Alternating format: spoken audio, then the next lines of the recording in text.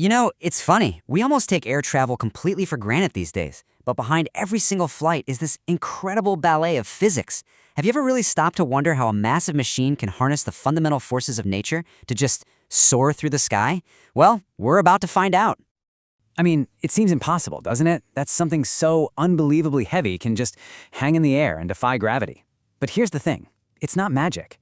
It's actually a really elegant dance of physics, and we're going to break down exactly how these metal birds conquer the skies. So where do we even begin? Well, we start with the single most important part of any airplane, the wing, because this is where the real magic happens. People have been trying to fly for centuries, with some, let's just say, interesting designs along the way. But back in 1903, the Wright brothers didn't just build a plane, they mastered a shape. And what's absolutely incredible is that the core principle they perfected is the exact same one used by every single modern jet today. And that principle, that secret, is all about this specific shape, the airfoil. If you were to slice a wing clean open, this is the cross-section you'd see. That special curve isn't for looks, it's a precisely engineered tool, and it is the entire key to generating lift. So, how does a simple shape create something as powerful as lift? It all comes down to Sir Isaac Newton's third law. For every action, there's an equal and opposite reaction. As the wing slices through the air, that curved surface acts like a ramp, forcing a huge amount of air downwards. That's the action. And the reaction? The air pushes the wing up. That right there is lift. It's that simple and that brilliant. Of course, a wing only creates lift if it's moving fast through the air. And to do that, well, the plane needs an immense forward push. We call that force thrust. And that thrust comes from the incredible power of the turbofan engines.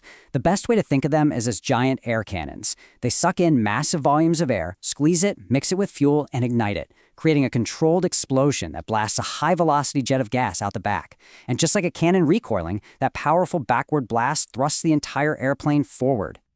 Now here's a really cool part. A wing shape isn't fixed. For takeoff, it needs to become a lift-generating machine. So pilots extend flaps from the back of the wing and slats from the front, which temporarily makes the wing bigger and way more curved.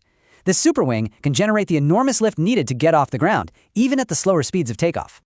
So it all comes down to this epic battle of forces. As the plane hurtles down the runway, thrust is winning against drag. And with every bit of speed, the wings are generating more and more and more lift. The very second, that upward force of lift finally overpowers the downward pull of gravity, you have flight. We're airborne. Awesome. Now, how does a pilot actually control this thing? Navigating through the sky requires incredibly precise control over the aircraft's movement. That control comes down to three key surfaces. On the tail, you've got the elevators to pitch the nose up and down, and the rudder for side-to-side movement, which we call yaw. Then, way out on the wings, you have the ailerons, and those control the plane's roll. Mastering these three is the art of piloting. Let's start with the simplest one. To make the plane's nose go up or down, to climb or descend, the pilot just moves the elevators. Pushing them down forces the tail up, which points to nose down. Pulling them up does the exact opposite. Simple enough. Okay, so if the elevator controls up and down, then turning left or right must be the rudder's job, right? You just push it left or right, kind of like a bow. Well, technically, yes. Using only the rudder will make the plane's nose yaw to the side. But it's a clumsy, skidding kind of turn. Your passengers would feel like they're being thrown sideways in their seats. Not great. Luckily, there's a much more elegant way to do it. This is how the pros do it. First, they use the ailerons to roll, or bank, the plane, leaning it into the turn. Then, while it's banked, they gently pull back, using the elevator to pull the plane up into the turn. The wing's lift is now actually pulling the plane sideways, carving a graceful, smooth arc through the sky. It's a coordinated maneuver that passengers won't even notice. So after a smooth flight, it's time to come back to Earth. But landing presents a whole new set of aerodynamic challenges. I mean, think about that for a second. This is the fundamental problem of landing. The very things that make an airplane so good at flying, its speed, its weight, its lift-generating wings, are the exact things you now have to overcome to land safely. The answer is to intentionally create a ton of drag. The flaps and slats are extended again, but this time their main job is to create air resistance.